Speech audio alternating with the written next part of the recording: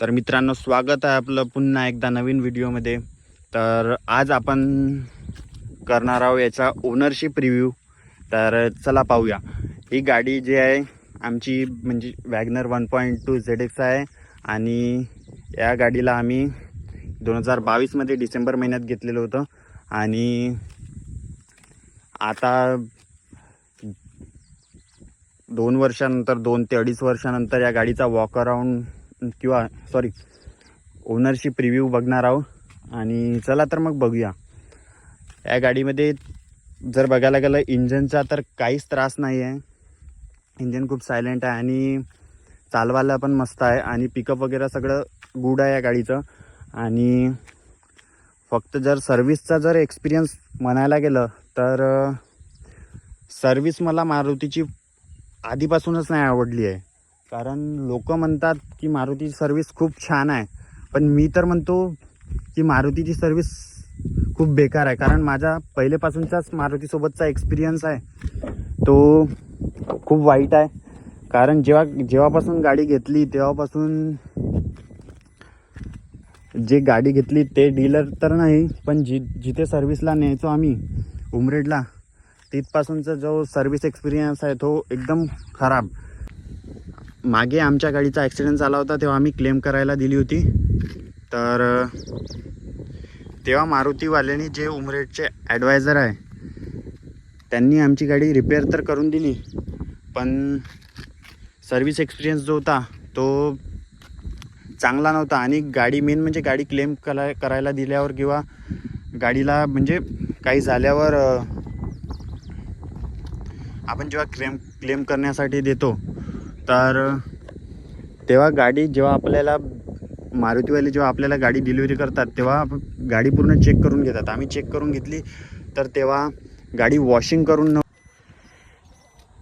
Dashboard जर पाहायला गेलं तर डॅशबोर्ड पूर्ण धुळीने भरलेला होता. आता तर आम्ही साफ केलेला आहे बाहेरून, तर पूर्ण धुळीने भरलेला होता पूर्ण डॅशबोर्ड. फक्त स्टिअरिंग चांगलं होतं आणि ह्या सीटवर पण पूर्ण धूळ होता आणि मागच्या सीटवर पण पूर्ण धूळ होता. गाडीच्या टॉपवर आता जसा धूळ दिसत आहे तसा धूळ होता आणि काहीच म्हणजे गाडी साफ करून नाही दिलेली होती. आणि तो ॲडवायझर म्हणत होता आम्ही साफ करून नाही देत गाडी. म्हणजे इतका म्हणजे मारुतीचा एक्सपिरियन्स हा खराब होता.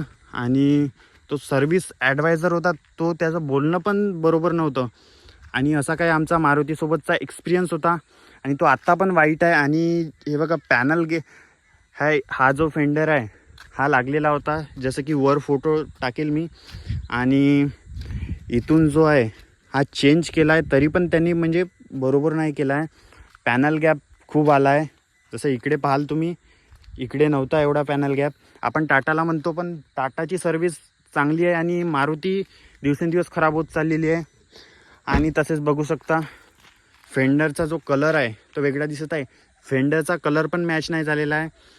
आणि सर्व्हिसचं जर बोलायला गेलं सर्व्हिस करायला जाताना पण म्हणजे सर्व्हिस ॲडवायझर जे बोलणं आहे ते बरोबर नव्हतं. आणि हे बघा इथे लागलेली होती गाडी इथे, आणि हा बोनेट चेंज आहे, हा फेंडर चेंज झाला, हे ठीक आहे. पण मारुतीवाल्यांनी इथे पण हा पेंटेड भाग आहे. इथे जर तुम्ही बघायला गेलं तर हा मागचा जो आहे हा बंपर पण पेंट केलेला आहे त्यांनी. आणि मला जेव्हा मी गाडी चेक केली तेव्हा इथे थोडा स्क्रॅच दिसला होता आणि तुम्ही बघू शकता पेंटमध्ये पण इथं थोडा फरक पडलेला आहे. आणि त्यांना म्हटलं तर ते नाही म्हणत होते. तर असा काही एक्सपिरियन्स होता मारुतीसोबतचा.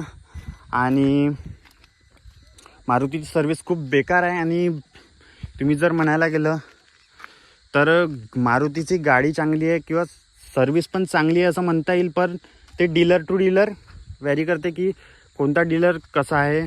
आणि डीलर तर सोडा, डीलरची काही चुकी नसते त्यामध्ये. हे सर्व्हिस ॲडवायझर जे असतात तेच म्हणजे जास्त हे करतात आणि स्वतःला खूप समजतात. तर असा काही एक्सपिरियन्स होता आमचा मारुतीसोबतचा. तर 2 वर्ष झाले आहे या गाडीला चालवण्यात, खूप एकदम मस्त आहे. आणि असा काही एक्सपिरियन्स होता. तर व्हिडिओ आवडला असेल तर लाईक करा, चॅनलला सबस्क्राईब करा. Thank you so much. बाय.